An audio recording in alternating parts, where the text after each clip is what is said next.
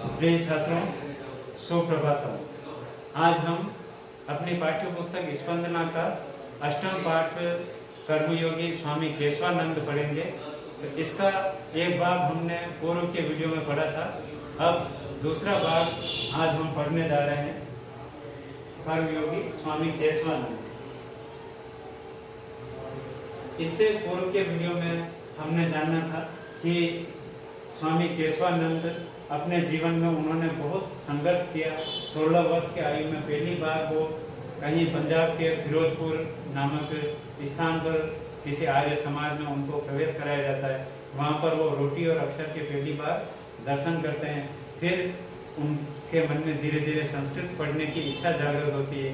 किसी व्यक्ति ने कहा है कि तुम अगर संस्कृत चाहते हो तो साधु बन जाओ, क्योंकि तुम जाट हो और जाट होते हुए तुम मतलब संस्कृत नहीं पढ़ सकते। उस समय आश्रम में नियम होता था। फिर उन्होंने संस्कृत पढ़ना प्रारंभ किया। स्वामी कुशल दास के ये शिष्य बने और इन्होंने गुरु ग्रंथ साहब पढ़ने में भी निपुणता प्राप्त कर ली। फिर कुंभ मेला में एक किसी साधु ने इनको स्वामी केशवानंद नाम दे दिया। इसके बाद वो वहाँ से एक नगर से दूसरे नगर परिभ्रमण करते रहे। तो नदियों का, तीर्थों का, विश्वविद्यालयों का, पुस्तकालयों का, तीर्थों का, मठों का, मंदिरों का, सब जगह का उन्होंने अथ से इति अध्ययन किया। वहाँ के बाद आगे हम आज यहाँ से पढ़ना प्रारंभ कर रहे हैं। स्व शिष्य से गुणगण महिमा, अपने शिष्य की गुणों और महिमाओं से परम प्रीत हो, परम प्रसन्न। गुरु कुशल दास ने स्वजीवित कर ले अपने जीवन काल में ही एवं आश्रम से स्वामित्व, उस आश्रम का स्वामित्व केशवानंदाय दत्तवान, स्वामी केशवानंद को दे दिया। दत्तवान इति ये शब्द है दत्तवान, तो द धातु है, तब तु करते हैं और पुल्लिंग का रूप। इस प्रकार आप इन शब्दों की व्याकरणात्मक टिप्पणी भी लिखते रहे। ऐसे प्रतिष्ठापितवान, तो प्रतिष्ठापित प्लस तव तो प्रत्यय पुल्लिंग का रूप। तो स्वामी केशवानंद को कुशल दास ने प्रसन्न होकर के आश्रम का स्वामित्व और गुरुपीठ पर च तम प्रतिष्ठापितवान, गुरुपीठ पर भी उसको प्रतिष्ठापित कर दिया। और आपने सुना भी है कई बार कि परोपकाराय शताम विभूतिः, शताम विभूतिः, सज्जनों की संपत्तियां परोपकाराय एव भवन्ति, परोपकार के लिए भी होती है। अगर किसी सज्जन व्यक्ति के पास संपत्ति है तो वो उसका उपयोग दान करने के लिए, अच्छे कार्यों के लिए ही उसका उपयोग करता है। इति दिया, इस बुद्धि से, इस सोच से समृद्ध मठस्य विभूति नाम उपयोग, समृद्ध मठ की उन सभी संपत्तियों का उपयोग करके विदाय इति करके उर्दू प्रधान फाजिल्का क्षेत्र, उर्दू प्रधान उस फाजिल्का क्षेत्र में अबोहर क्षेत्र, और उस अबोहर क्षेत्र में राष्ट्रभाषायाः प्रचार कार्य आरब्ध, राष्ट्रभाषा का प्रचार कार्य आरंभ किया। आदौ तावत आश्रमे एवं वेदांत पुष्प वाटिका, तावत आश्रमे एवं उसी आश्रम में ही वेदांत पुष्प वाटिका इत्याख्य, वेदांत पुष्प वाटिका इस नाम से सार्वजनिक हिंदी पुस्तकालय से, सार्वजनिक हिंदी पुस्तकालय का और वाचनालय से और वाचनालय का प्रारंभ किया। यहाँ पर भी कृतः लिखा हुआ है, तो क्री धातु है और तो प्रत्यय पुल्लिंग का रूप है। पश्चात तत्र एव, पश्चात बाद में, तत्र एव वहीं पर एक संस्कृत पाठशाला भी स्थापित, वहीं पर उन्होंने एक संस्कृत पाठशाला भी स्थापित की। उसी आश्रम में उन्होंने पहले हिंदी पुस्तकालय, वाचनालय की स्थापना की और बाद में वहीं पर उन्होंने एक संस्कृत पाठशाला की भी स्थापना की। और अबोहर नगर में नागरी प्रचारिणी सभा, नागरी इति हिंदी भाषा की जो लिपि है वो देवनागरी लिपि कही जाती है। तो देवनागरी लिपि के प्रचार प्रसार के लिए उन्होंने एक सभा की स्थापना भी की। प्रारंभ इति प्रारंभ की या आरंभ की। प्र आ और रब धातु है तो प्रत्यय स्त्रीलिंग का प्रारूप। प्रारब्धा इति प्रारंभ की, यानी उन्होंने वहीं पर एक अबोहर नगर में हिंदी की नागरिक प्रचारिणी सभा की भी स्थापना की।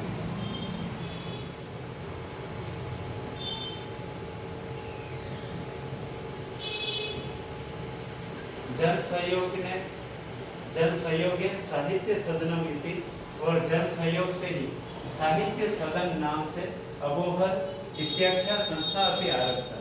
जन सहयोग से उन्होंने साहित्य सदन अबोहर नाम की एक संस्था की भी स्थापना की। या ही जो कि रविंद्रनाथ ठाकुर से, जो कि रविंद्रनाथ ठाकुर के शांति निकेतन उपमा आसी, शांति निकेतन की उपमा के समान थी। यन माध्यम, जिसके माध्यम से जब ग्रामीण क्षेत्र से उन्होंने ग्रामीण क्षेत्रों में 25 विद्यालयों का चल पुस्तकालय यानी चलती फिरती लाइब्रेरी, सत्साहित्य से प्रकाशनाएं और सत्साहित्य के प्रकाशन के लिए दीपक प्रेस इत्यादि और दीपक प्रेस इस नाम की एक संस्था की भी स्थापना की। साहित्य सदने एवं और साहित्य सदन में ही स्वामीना 30तमं अखिल भारतीय हिंदी साहित्य सम्मेलनम अभी आयोजित।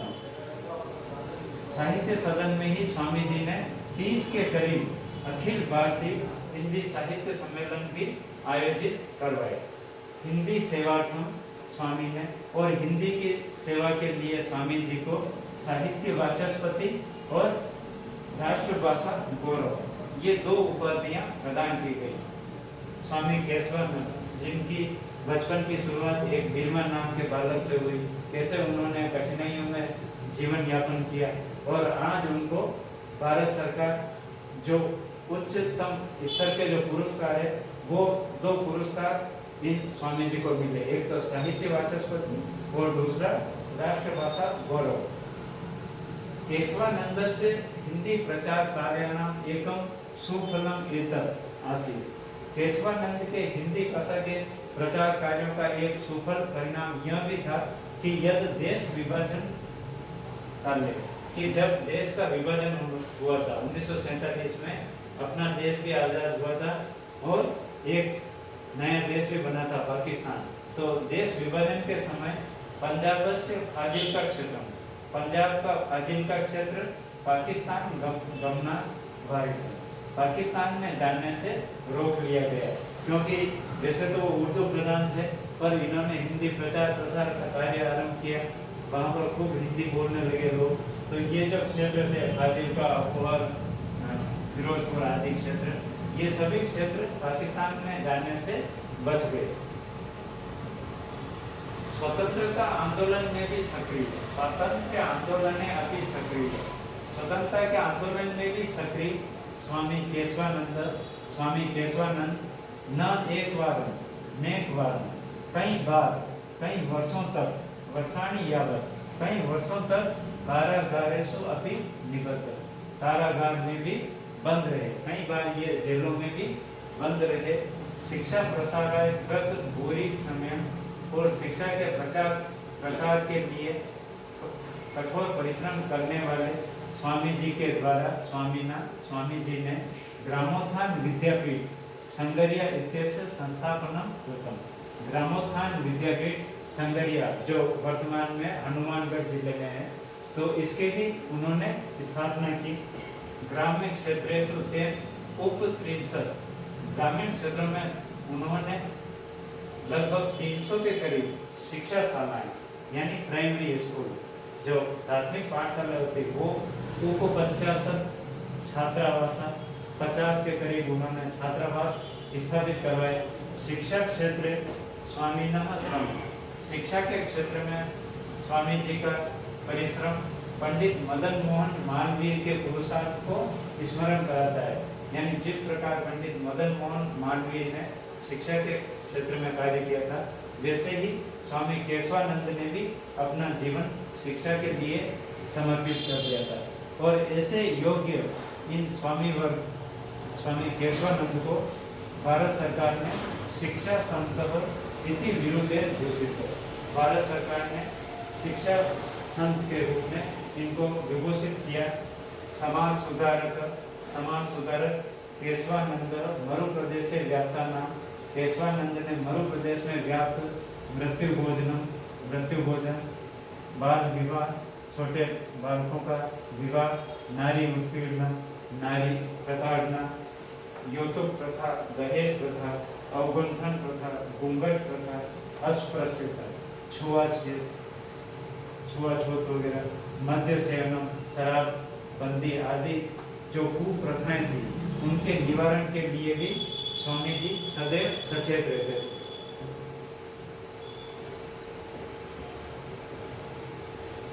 स्वामी जी का जीवन, स्वामीनो जीवन पंथ सद्भाव से सभी धर्मों के प्रति समान आदर करना, इसका एक निदर्शन एक उदाहरण पेश करता है। उन्होंने एक मिसाल कायम की कि सभी धर्मों के प्रति समान आदर दिया जाए, उनको समान आदर की दृष्टि से देखा जाए। सर्वपंथ सद्भाव। अयम ही जाट जातो जात, ये जाट जाति में पैदा हुए थे। परम सिख गुरु नानक देवस्य पुत्रेण, किंतु सिख गुरु नानक देव के पुत्र श्री चंदेन प्रवर्तित, श्री चंद के द्वारा चलाए हुए उदासी संप्रदाय दीक्षित। उदासी संप्रदाय में इन्होंने शिक्षा दीक्षा प्राप्त की थी और गुरु ग्रंथ से उत्तम पाठी हो, और गुरु ग्रंथ के उत्तम पाठी बने, गुरु ग्रंथ साहिब का पाठ करने वाले बने, और 11 वार्षिक साधना और 11 वर्षों की कठोर साधना से 700 के करीब पृष्ठात्मक 700 पृष्ठों का एक सिख इतिहास का लेखन कारित्वान, सिखों के इतिहास का लेखन करवाया। यहाँ पर कारित्वान जो शब्द है, यहाँ पर क्रि धातु है प्लस अनिच प्रत्यय जोड़ करके ये प्रेरणार्थक अनिच प्रत्यय प्लस तवतु प्रत्यय और पुल्लिंग का रूप। कृतवान कृतवंतो कृतवंत, कारित्वान कारित्वंतो कारित्वंत, यहाँ पर अनिच जोड़ करके कारित शब्द बना। इन्होंने सिखों के इतिहास का भी 700 प्रश्नों का एक लेखन कार्य करवाया। विभाजन कालीन हिंसाचार और विभाजन कालीन उस हिंसाचार में क्षताना मुस्लिम बंधुना क्षत विक्षत मुस्लिम बंधुओं की चिकित्सा भी कार्य था, उनका इलाज भी करवाया। जो भी हिंदू मुस्लिम उस समय लड़ाइयों में घायल हुए थे, 1947 का जो भारत पाक गदर हुआ था उसमें कई सारे लोग क्षत विक्षत हुए, तो उन्होंने मुस्लिम और हिंदू दोनों समुदायों के लोगों का इलाज करवाया। सिख, विष्णोई, नामधारी, दशनामी, आर्य समाजी, जैन आदि आचार्यों का भी, ये सभी अलग अलग धर्मों के जो आचार्य थे उनके सम्मान में भी कई कार्यक्रम इन्होंने आयोजित करवाए। जाट विद्यालय संगरिया का नाम परिवर्तन करके इन्होंने ग्रामोत्थान विद्यापीठ नाम रखवाया। इन्होंने जाट विद्यालय संगरिया का नाम परिवर्तन किया और ग्रामोत्थान विद्यापीठ नाम से संस्था प्रारंभ। इसके पश्चात स्वामी केशवानंद के संकल्पों को देखने के लिए सर छोटू राम, के.एम. पणिकर, ये सभी भारत के उच्च स्तर के राजनेता शिक्षाविद वगैरह थे। पणिकर, राजर्षि पुरुषोत्तम दास टंडन, भूदान प्रणेता विनोबा भावे, पंडित जवाहरलाल नेहरू, श्रीमती इंदिरा गांधी, बाबू जगजीवन राम, श्री लाल बहादुर शास्त्री, राजा महेंद्र प्रताप, महाराजा साधु सिंह, महाराजा करणी सिंह, मोहनलाल सुखाड़िया, बरकतुल्ला खान, डॉक्टर वासुदेव शरण अग्रवाल ने के अन्य भारतीय आदि अनेक भारतीय लोग और विदेशी का विद्वान सब और विदेशी विद्वान भी और फॉरेन कंट्री के यानी विदेशी लोगों का भी यहाँ पर बहुत आना जाना रहता था।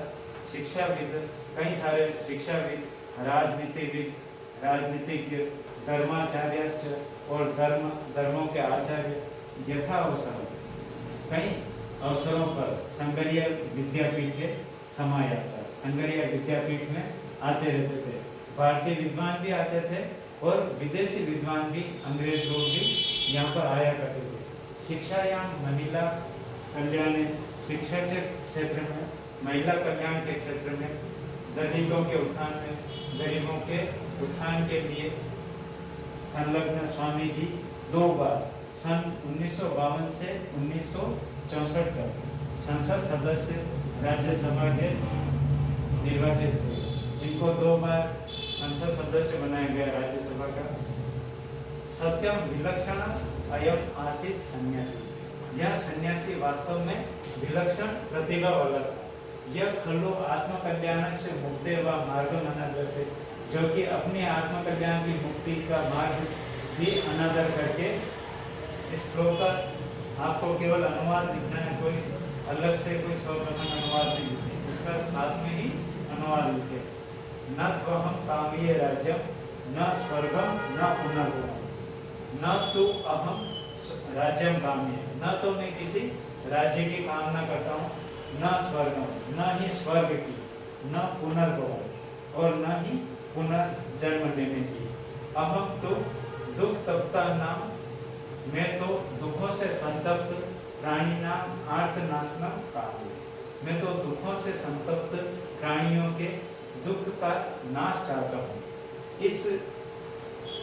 इस मत से इन्होंने कार्य करते हुए इति पंथानम अनुसरण, इस पथ का ही अनुसरण करते हुए जीवन से एकोन नवतितमे वर्षे, जीवन के 89वें वर्ष में, एकोन नवति इति 89, 89 वर्ष की आयु में, पूर्वन्नेवे कर्माणि, अपने कर्मों को करते हुए, देहल्याम राजमार्गे चरण, दिल्ली में वर्तमान की जो राष्ट्रीय राजधानी दिल्ली के राजमार्ग पर अनुसरण करते हुए, पैदल चलते हुए अनंत यात्रा ये प्रस्थित, जीवन की अनंत यात्रा पर प्रस्थान किया, यानी ये दिवंगत, इनकी मृत्यु हो गई।